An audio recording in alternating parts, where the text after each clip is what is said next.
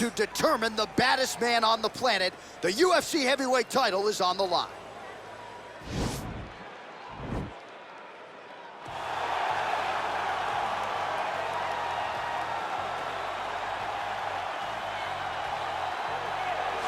Well, for a long time, he's been mentioned with the baddest men on the planet. For a long time, though, the title fight eluded him. Not anymore. Here he is, the #1 heavyweight contender, finally making this walk and cracking a smile. He's waited a long time for this. He's not expecting a 25-minute war. He believes he has the power and the skills to get this thing done quickly.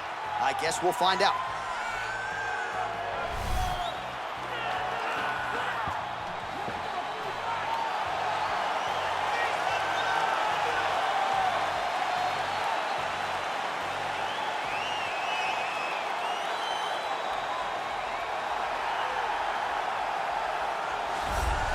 Well, a lot of people think it's the most significant title in combat sports. No argument from me. Baddest man on the planet, UFC heavyweight champion. There he is in the flesh. What an absolute monster. What a title reign it has been. But a serious challenge in front of him here tonight. When this man became the heavyweight champion, a lot of people thought that this challenger was the one who would wrest the belt away. Now the fight is here. We'll see if we get a new champion or if this man continues one of the greatest heavyweight legacies the Octagon has ever seen.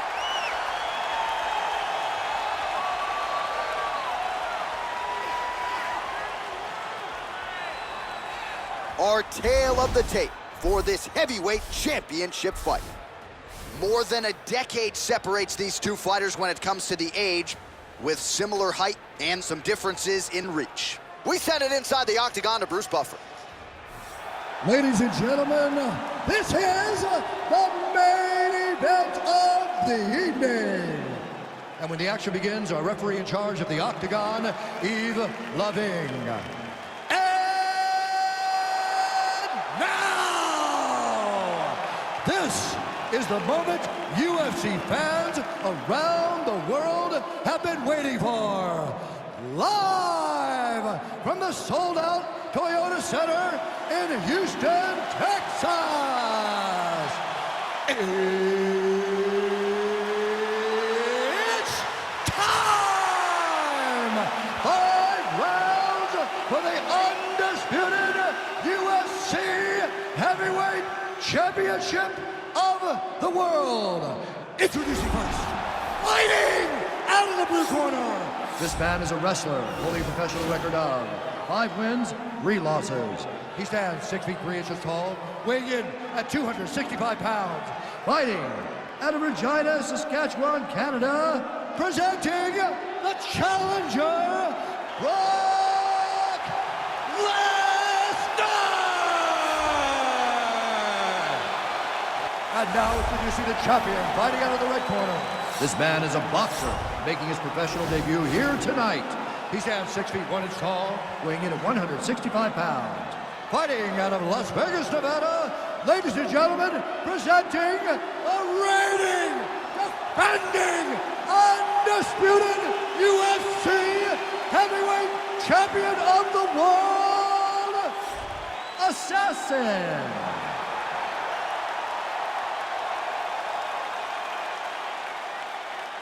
UFC belt on the line. Protect yourself at all time. Obey my command at all time. If you want to touch love, do it now. Go back to your corner. The fighters touch him up.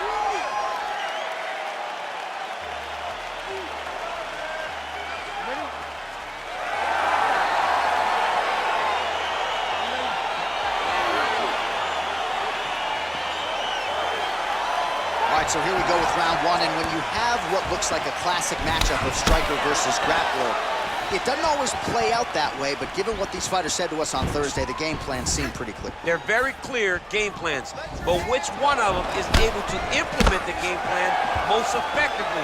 The grappler will try to get forward, get close, try to secure takedowns. He's even willing to pull guard to make sure that he is in the grappling situations. The striker needs to stay at space. The striker needs to maintain distance and fight behind that beautiful jab he possesses. Well, perhaps a sign of things to come as he lands a kick there. Nice kick landed by this gentleman. Stuffs the takedown, no problem. Got to the clinch, controlled the posture, and lands some big knees from in close. game of... Whoa! Oh, he's hurt bad. He's hurt bad, John. He's got to press him. He's got to go chase that finish down now. He got him. Oh, beautiful level change. He jumps on a headlock. We call this in wrestling just a headlock. And if you're not careful, you can get stuck in an arm triangle. Watch triangle, watch triangle.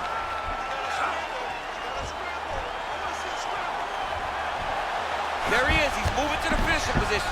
Now watch, he goes parallel right next to his opponent. When it's time to finish, he has to go flat, chest to the mat. There it is. And he's out. All right, he's very comfortable fighting off his back, DC. Now looks like he's trying to hip escape. Yeah, he's trying to hip escape or maybe look for a Kimura here. 2 minutes now to go in the opening round. Keeping busy here off of his back. Nice offense from the bottom. Oh, he's got the ground and pound going now. He's putting him in exactly the positions he needs to be in right now. He's able to relax here. And he understands, being a veteran of so many fights, that as long as he's on top, he's winning. He feels like he's winning here. Big head kick land. All right, he engages in a single collar tie here. And he comes through with a big knee.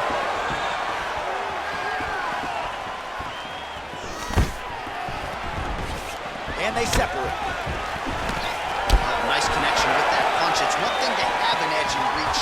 It's another to take advantage. Nicely done. And a nice job at least staying upright on that. He has a commitment to kicking tonight, and it shows. 20 seconds to go.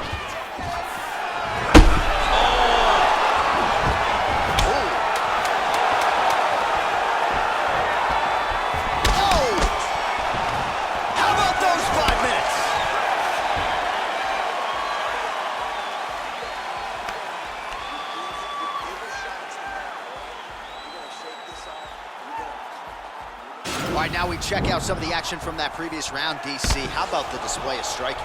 Just high level. I mean, you would think that we're watching a K1 level kickboxing match opposed to being in the UFC. Both displayed great technical skills, unbelievable striking.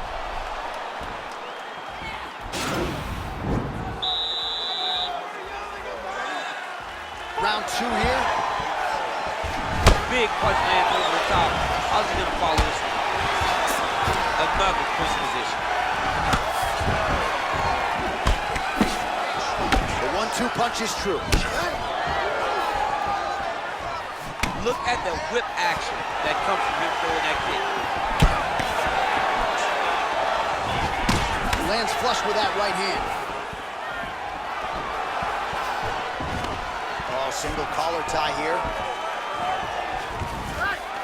Hey, finally gets the takedown. It wasn't for any lack of effort, but finally that shot was good enough to get his opponent down. I don't know how many times, John, I could have watched this guy shoot takedown attempts without securing one.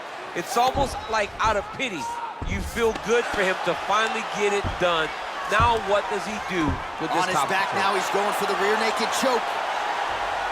He is doing a really good job of relaxing, not panicking because he's getting choked. Yeah, notice he just took the body triangle, readjusted a lot, and now it looks like he's got it.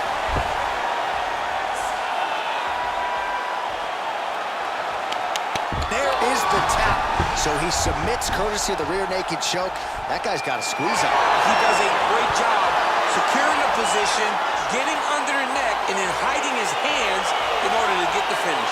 Fantastic performance by this fighter. He got him! Well, you can tell he has been working hard on his submissions in his training camp. That was a near-perfect setup on that choke. Sunk it in deep, and the opponent had no choice but to tap out or go to sleep.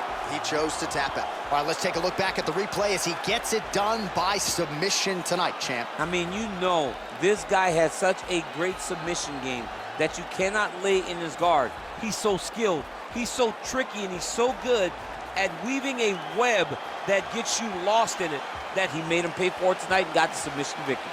So what a moment for the undisputed UFC heavyweight champion of the world, getting it done tonight and with style points as he submits his opponent to win the UFC title.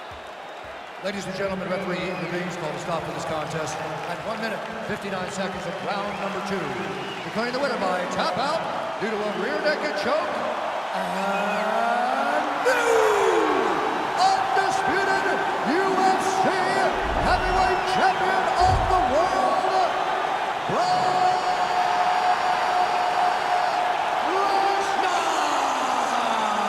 So how about it? There is a new baddest man on the planet, the new UFC heavyweight champion. And he didn't just come in here and win on points here tonight. He submitted the defending, reigning UFC heavyweight champion, takes the belt into his corner, and this is just an amazing moment for fighter and coach and team. The celebration is on for the new UFC heavyweight champion of the world.